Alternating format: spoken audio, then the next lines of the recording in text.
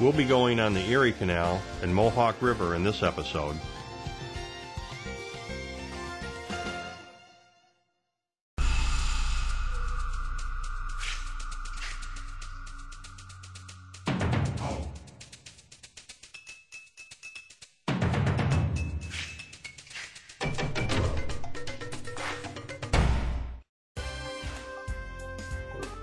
Once we leave Troy, the first lock is only a short distance.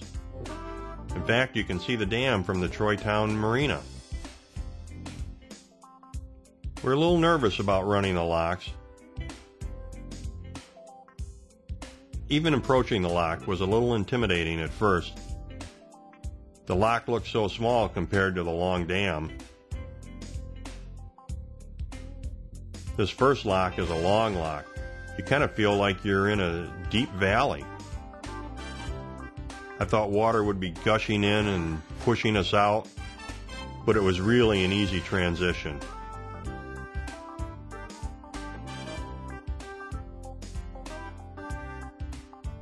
At this point, you can go north to the Champlain Canal or west to the Erie Canal.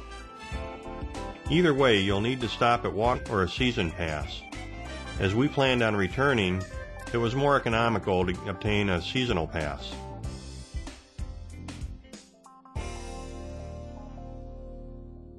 When people hear about the Erie Canal, it has sort of a magical sound for them. Everybody knows the song about 15 miles on the Erie Canal. So they have some kind of context for thinking about this great waterway that developed actually in New York State.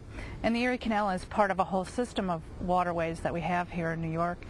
Water is controlled via a system of locks and dams, so that at the places where you need to change elevation, where there might be a waterfall, you'll find a lock to raise and lower the level of the water so that you can get past the waterfall.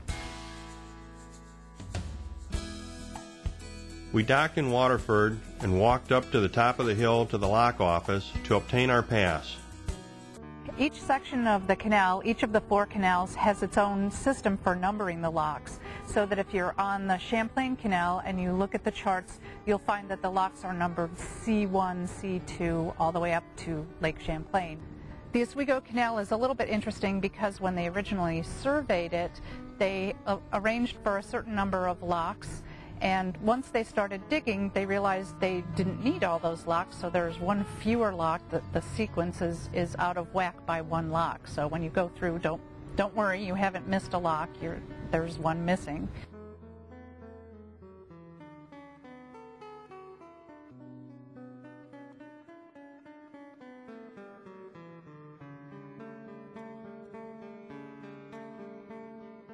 On the Erie Canal, it's just a little bit different because the first lock actually is a federal lock at Troy, and that doesn't have an Erie Canal number. It's Troy Federal Lock 1, I believe.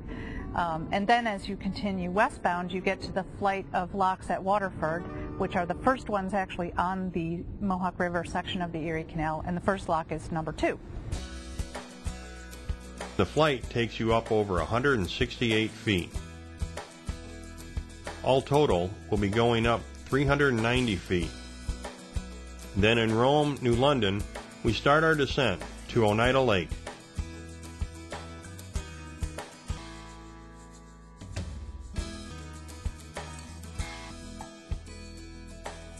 Midship, and I would pull along the wall.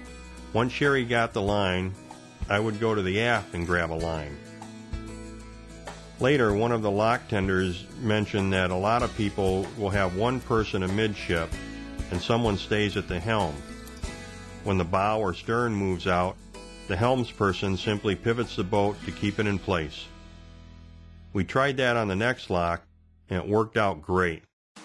That was the method we used the rest of the locks. The way the locks work is very simple. Water will always find its leveling point.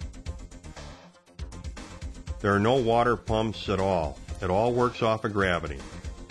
There are large pipes under the canal that come up in the lock from the bottom.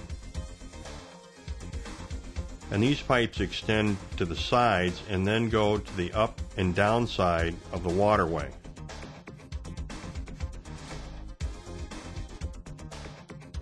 Then there are large valves that open and close. Thus, to fill the lock, the upstream valve is open and the downstream is closed. Gravity causes the upstream water to fill the lock through these pipes. This is a gradual process, and there is virtually no turbulence. In fact, since the water comes up from the bottom, it actually helps push the boat to the sides of the lock. Then to empty the lock, the process is reversed. After the first lock, we decided to use the lines on the sides of the canal. They have lines tied to the top of the lock wall that go all the way to the bottom of the lock. The lines have a weight on them so that they don't float.